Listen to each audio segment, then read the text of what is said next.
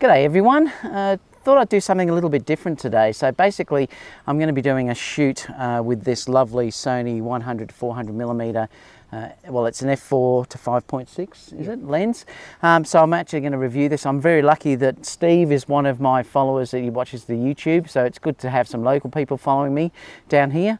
And he did contact me to say that I could use the lens because he actually heard in one of my YouTube conversations that I did want to try this lens. So I'm going to actually try it today and we'll see how it goes. The lovely Lulu, which is Steve's daughter, is going to model for me. She's done a lot of modeling all over the place, actually overseas and local. And she's been graceful in letting me shoot her today as well. So we're going to do that in a couple of different locations down among some beautiful trees and things like that. Okay, so this is the actual lens itself. I'm actually surprised it really is quite light. It's no heavier than what my 70-200 f2.8 was for Nikon, so it's actually really quite nice. So it's not overly heavy. It is definitely heavier though than the f4 version that I use, but it's certainly manageable for its focal length. Really, the only difference about this is there's a little mark on the side there which says smooth and tight, so you can control how much this moves, and it also helps with barrel creep too, because if it is on smooth and you do hold it down, it will creep a little bit. So if you set it on too tight, it will stop that happening so it doesn't go. And to be honest, I think I quite like that feeling of it being on the tight anyway. The other features are basically the same as what I had with my f4 version, in that you've got controls on the side here which are for AF manual focus. You've obviously got full if you're dealing with, if you want to have a full range of focus or you want to limit it. It's got the optical steady shot on this as well, and you've also got your mode 1 and mode 2 depending on whether you want to have this on a tripod, etc., or whether you're moving sideways or whatever you want to do. You've also got the buttons as well, which you can program to things like IAF and things like that as well, which is really good. Another interesting feature too is it does have this lock on the back here, which you can then manipulate if you are using filters and things like that, which is good because normally with these actual covers you can't get in to move the filters, so that is a really great feature as well. But having used it, I've found that it is really nice to use. We'll have a look at some of those images now so that you can see them on the computer. So I'll take you through a number of images so you can actually see what they're like, and obviously as we go through the shoot as well, you'll see those as we go through as well.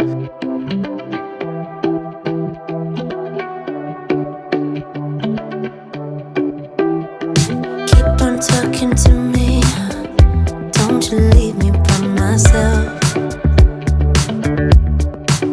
There's something in the way you're moving, you can make me lose my breath. In a room of flashing lights, you pull me closer as we dance. It's you and me tonight. Let's leave now and get undressed. Undressed. When you look in my eyes and holding me close, I know you won't let me down. For the rest of the night until break of dawn, baby, it's the two of us. I know you won't let me down.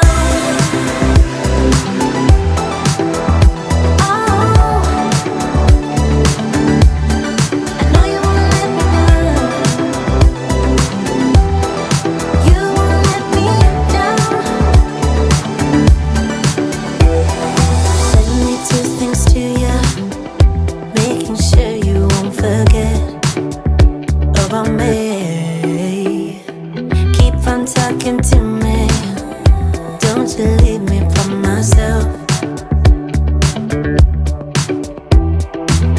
In a room of flashing lights, you pull me closer as we dance. As we dance, it's you and me tonight. You know we could get undressed. Undressed. When you look in my eyes and holding me close, I know you won't let me down. For the rest of the night until break of dawn, baby, it's the two of us. I know you won't let me down. Oh.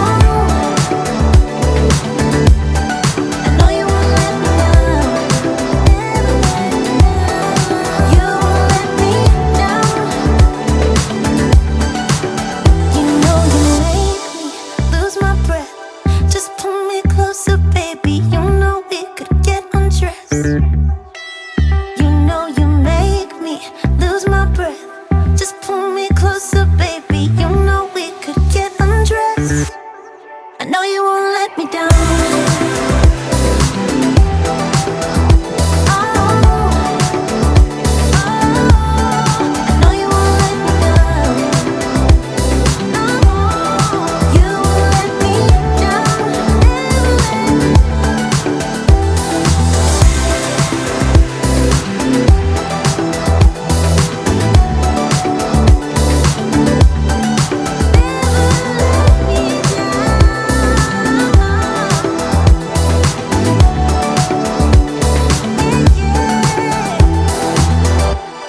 But overall, I really like them. I've only been looking at the back of the screen though, so like I said, I'll leave my final judgment until I look on the back of on the actual computer to see how sharp and everything that they are. The focus worked really great on it actually.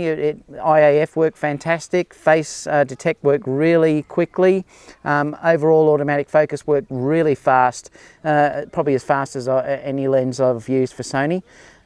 So that's a really good feature. You can also put these 2x converter on as well. I think there's another one as well, isn't there? 1.4. There's a 1.4 converter as well. So you could get up to 800mm, and obviously if you're in crop mode, well then you're even going to get a lot further. You just have to be aware that it will affect the aperture. It will sometimes go to f11, but remember, if you're going to be using these sort of converters, you're going to be using these in daylight anyway. You might be birding or wildlife, things like that. Being in daylight, it's not going to be an issue shooting at the higher apertures anyway, so it's going to be fine. So yeah, so I just wanted to really thank Steve for giving me this opportunity to look at this. Let me know in the comments down below what you think about the images. If you think that they are nice and sharp. Looking at the back, I think they're going to be. The colour and everything seem to be just as good as any other lens that I've used from Sony anyway, so I think that's going to be fine.